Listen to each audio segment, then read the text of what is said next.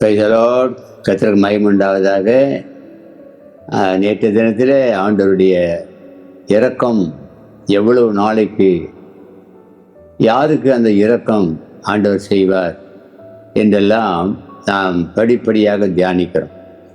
இன்றைக்கு ஒரு வசனத்தை வாசிக்கிறேன். சங்கீதம் 103 அதிகாரம் 13வது வசனத்தில் இப்படி இருக்கிறது. நீங்கள் பல முறை வாசித்திருப்பீங்க, இன்றைக்கு உங்களுக்கு புதுசாக தெரியும் பாருங்கள். 103வது சங்கீதம் 13வது வசனம். தகப்பன் தன் பிள்ளைகளுக்கு இறங்குகிறது போல கர்த்தர் தமக்கு பயந்தவர்களுக்கு இறங்குகிறார். இரக்கம் பாராட்டுகிறார்னு அர்த்தம். யாருக்கு ஆண்டவர் இறங்குகிறார்னு சொன்னால், தகப்பன் தன் பிள்ளைக்கு இறங்குகிறது போல. தகப்பன் பிள்ளை, பிள்ளைங்க இந்த காலத்தில் அநேக நம்ம ஆராய்ந்து பார்த்தா நல்ல பிள்ளைகள் என்று சொல்வதற்கு ரொம்ப யோசிக்கிறோம். சில பிள்ளைங்க ஏதாகிலும் தவறு செய்திடும், அப்புறம் அப்பாவை பார்க்கறதுக்கு பயப்படுவாங்க.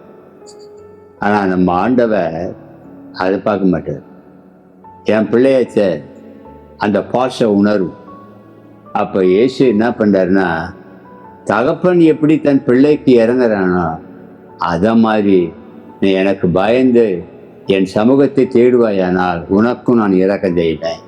தகப்பன் பிள்ளை, நம்முடைய ஆண்டவர் தகப்பனாக இருக்கிறார், நாம் அவருடைய பிள்ளைகள். அந்த உரிமை உண்டு.